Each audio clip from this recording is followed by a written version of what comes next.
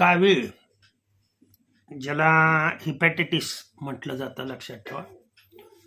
या काविळीवर घरगुती उपाय घरच्या घरी काय करायचं ते मी या व्हिडिओमध्ये सांगतोय, तर लक्ष देऊन व्यवस्थित ऐका. एरंडाचं झाड तर सर्वांच्याच दारात, घरात, शेतात असतं.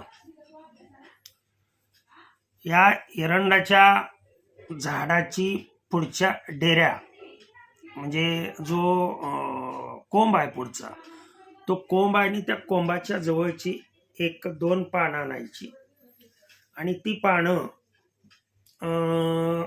चांगल्या पद्धतीनं मिक्सरमध्ये बारीक करून एक साधारण त्याचा 1-1.5 चमचा रस काढायचा.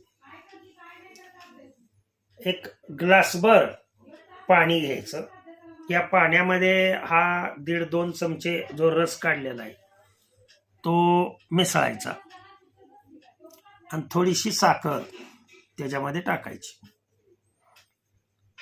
चांगलं एक जिन्सी मिश्रण होऊ द्यायचं आणि हे एक जिन्सी झालेलं मिश्रण दिवसातून 3 ते 4 वेळेला, सकाळी सकाळी तर घ्यायचंच, रात्री झोपतानाही घ्यायचंच आणि दुपारी जेवण झाल्यानंतरही घ्यायचं. हे जर घेतलं तर ते कावीळ बांधणे वगैरे, आता वास्तविक पाहता यामध्ये आणखीन एक महत्वाची गोष्ट सांगतो.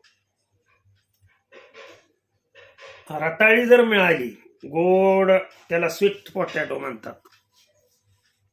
आता खेडेगावातल्या लोकांना माहित आहे रताळी म्हणजे काय ते. रताळी जर मिळाली तर ते रताळाचा आहार जर केला तर मी पुढे जाऊन सांगू इच्छितो, इतके फायदेशीर आहेत हे रताळी की तुम्हाला तरुण वयामध्ये जर चष्मा लागलेला असेल, लक्षात ठेवा, त्यातल्या त्यात मुलींना वगैरे, आणि रताळीचं जर सेवन तुम्ही त्याच्या तुकडे करायचे आणि ते तुपात भाजून ठेवायचे आणि ते दररोज 2-3 तुकडे जर तुम्ही खाल्ले तर तुमच्या त्याच्यामध्ये कॅरोटीन हा पदार्थ असतो, बीटा कॅरोटीन असं म्हणतात त्याला. तर या पदार्थामुळं तुमची दृष्टी सुधारून, तुम्हाला जे डोळ्याचे दोष आहेत ते सुद्धा नाहीसे होतील. म्हणजे याच्याबरोबरच तो दुसरा मी उपाय सांगितला.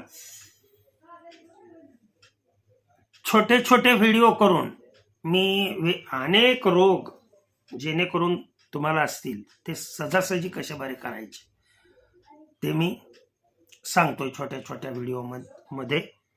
वाटलं सबस्क्राईब करावं तर सबस्क्राईब करा. ओके. झालेली सेवा भगवंताच्या चरणी अर्पण करून सेवेला पूर्णविराम. पुंडलिक वरदार विठ्ठल श्री ज्ञानदेव तुकाराम. विठ्ठल विठ्ठल विठ्ठल विठ्ठल.